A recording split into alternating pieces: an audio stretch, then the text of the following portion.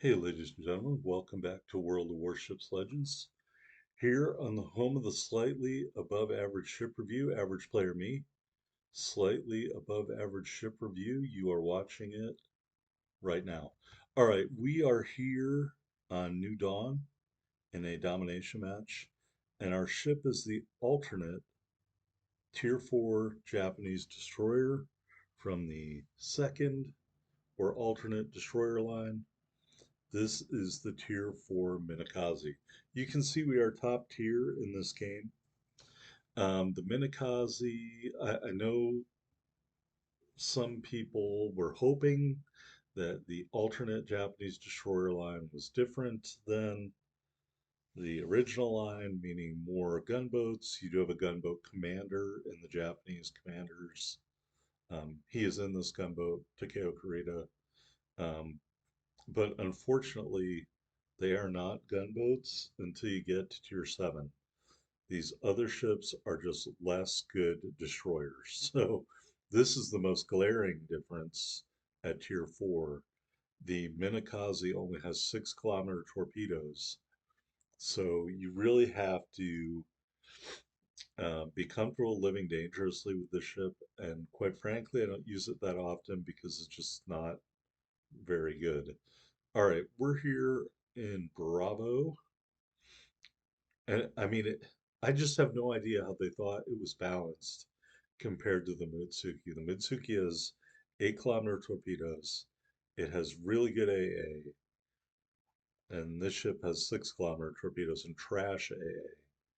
The concealment's about the same. I mean, I just don't. I would really love to hear the reasons for why this ship ended up the way it did. Now, if this ship had the good AA, that would be more balancing, in my opinion. So I don't know. I would just love to hear their justifications for why this ship ended up with the stats it did. And I would love to hear them explain how it is balanced compared to the Mutsuki, because maybe there's something I'm missing here. But really, I just think this is just a garbage destroyer comparatively to the other one. All right, we do capture Bravo. The aircraft carrier is very close, and I'm not really expecting a lot out of this ship in this match. So I'm like, hey, if he's right over there near that island, let's go run out the aircraft carrier and get rid of him because I don't have very good AA. So he is already in torpedo range, so we are going to give him a modified spread, and then we will add the third torpedo launcher on. So this kind of has kamikaze-esque torpedo launchers, 3 twin launchers. We do light the Langley on fire. Of course, he immediately damage cons. I think that's kind of automatic, actually. He's turning towards us, so I'm just going to continue. Maybe I shouldn't have shot at all. I don't. I'm starting to regret my decision of shooting. Um, we do get 3 torpedo strikes. Dev strike, kill number 1.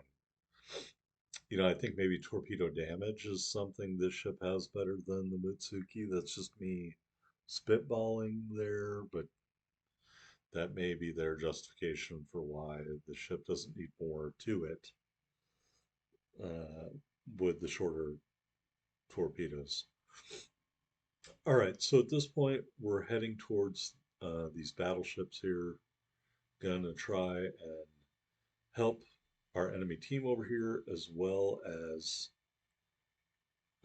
well, I was going to say we were going to outnumber them 3-2, but let me bite my tongue there. It is now even if you consider me as taking on these ships. Here is the enemy Gremiashi, kind of a target of opportunity, just stumbled across. He's out of torpedo range, but I'm just going to torp anyway. And I don't know what I'm thinking here by shooting at the Gremiashi. The Gremiashi is a very strong ship. It has 8-kilometer torpedoes and it has Russian guns. So here we're going to torp ahead of him. And I'm guessing that the ships near me aren't really paying attention. We do smoke up and hit our smoke screen and turn away. And boom, devastating strike kill number 2. All right, here is the corvette, also in torpedo range. We're going to torp at the corvette, one on target and one in case he turns in, which he is doing. And I am too close to get out of range safely, which is very disappointing to me. And all my torpedoes missed as well, which is very disappointing to me.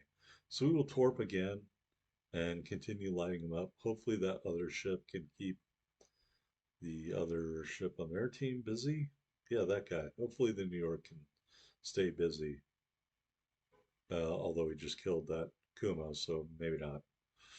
All right, we do set the corvette on fire, and we are going to torp again at the corvette because we have missed all of our torpedoes at the corvette so far. So at this point, I'm just like, yeah, this is going great. This is really going great. We do set him on fire again. And notice he has totally turned broadside to us at this point. So that's why I'm going bow on to try and minimize our signature. Unfortunately, the New York is now shooting at us. So what went from a 3-on-2 advantage quickly ended.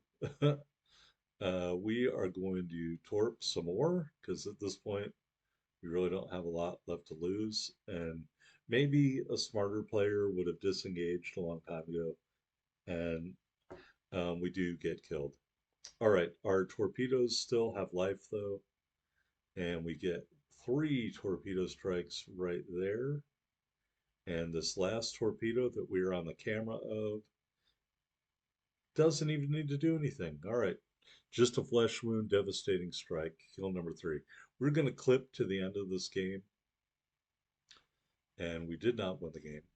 71,142 total damage. 1, it's just a flesh wound medal, 3 devastating strike medals, 3 kills, 1 solo cap, and 8 torpedo strikes. You can see the rest of stats there, not very impressive. We end up at the top of the board, 1349 base XP with those 3 big kills. I'm just not really motivated to go search for a better game with this ship. Um, Again, I don't think it's very good. Aiming system mod 1, it is fully upgraded. You got 2 charges of the smoke generator, 2 charges of the engine boost. Got the common battle booster for speed, the Type 1 temporary camo, and the early adopter flag. 10,900 hit points with our build. We've got 4 120 millimeter guns, 9.6 kilometer firing range, reload 9.2 seconds, turn in 15.4 seconds. HE shells do 1,700 damage with a 7% fire chance. AP shells do 2,000 damage. So, I mean, that is what it is. 3x2 torpedo launchers, reload in 42 seconds. They do 10,833 damage. Just at 6 kilometer range at 59 knots are also very slow.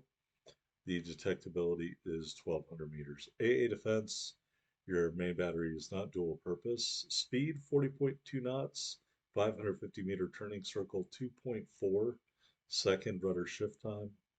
That's inferior to the Mutsuki as well, and so is the concealment. 4.8 on the surface, 2.8 from the air, 2.1 when firing in smoke. It's inferior in every way, in my opinion. All right, here's a look at Takeo Kurita. He's the gunboat commander, but I don't run him any differently than anybody else would, I guess. You got the standard things here, Swirsky and Bay as inspirations.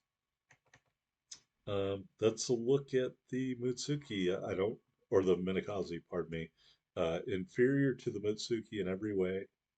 Um, and again, I'm sure there's somebody out there who just crushes in the ship, and you can feel free to give me tips on how to play it better. I just don't think it is very good, and I think it was implemented poorly, like other ships that Wargaming has introduced. Anyway, that's a look at Tier 4. Next week, we'll be looking at Tier 5 in the Japanese Destroyer Tech Tree. I hope you turn in to watch those. Thanks so much.